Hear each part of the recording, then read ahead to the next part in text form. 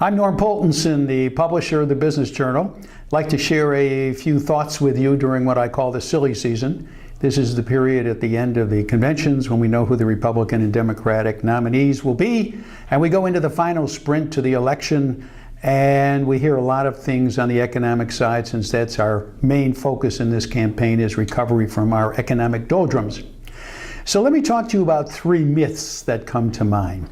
And these are tied to what my Keynesian friends would call the basic philosophy of Keynes, which is the fact that government would spend money and thus put money in the pockets of consumers who will drive up demand, and that makes the economy recover or grow or whatever it needs to do. So let's take a look at a couple of myths, actually three myths. And the first one is one that I first learned back in college in the 1950s when Paul Samuelson wrote his book on economics, which everybody used. And they said because the government spent so much money during World War II on war production, that's what drove us out of the Depression and into the economic boom that followed the war. That has been accepted as gospel ever since.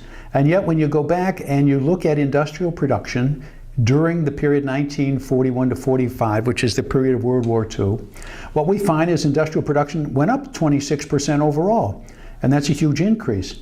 But if you look back to the 1920s, during a 4 or 5 year period, you find that production went up twice as much with no government investing whatsoever. Samuelson also touted the fact that, of course, unemployment came down, but doesn't mention the fact that 12 million Americans were conscripted into the armed services, which would suggest that the rate of unemployment would fall substantially if you took that many people out of the employment lines. And then if you break out non-military gross national product during that period of the Second World War, we actually had a recovery that was well underway in 1940 and 41 during the war.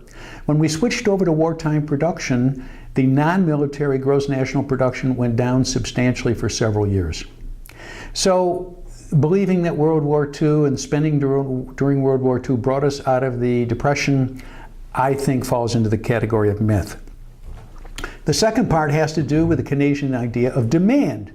And there we are told that as soon as the war ended, all this pent-up demand by consumers meant that they rushed out to buy products, and therefore the economy grew.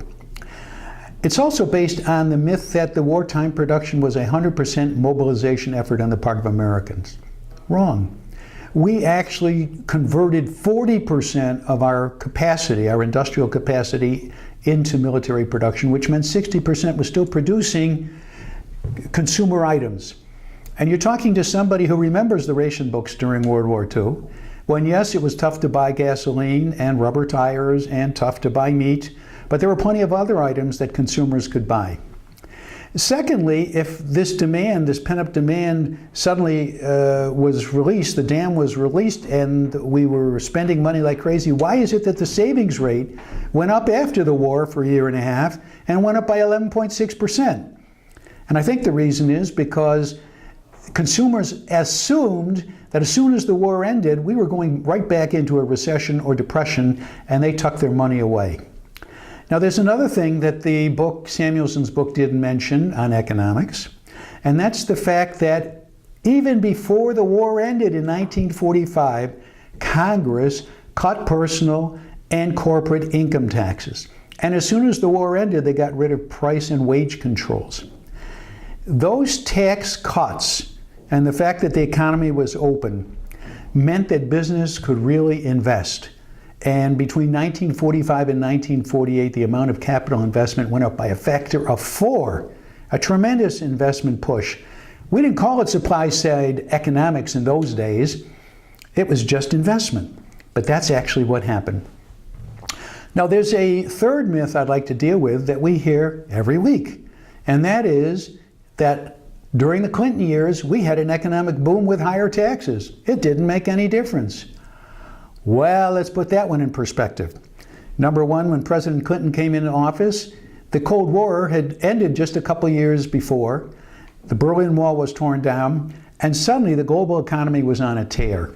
Secondly, can you remember oil prices at under $11 a barrel when he came in? And during his whole administration, it averaged $20 a barrel. And thirdly, inflation never got above 2% during that entire period.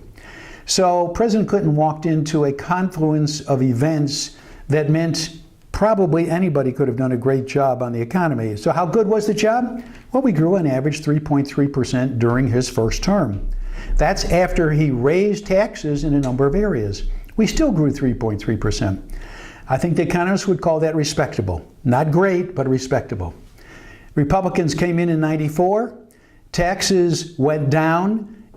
Clinton made his pivot to the center in 96 for re-election, and we had a substantial tax cut. What happened in the second term?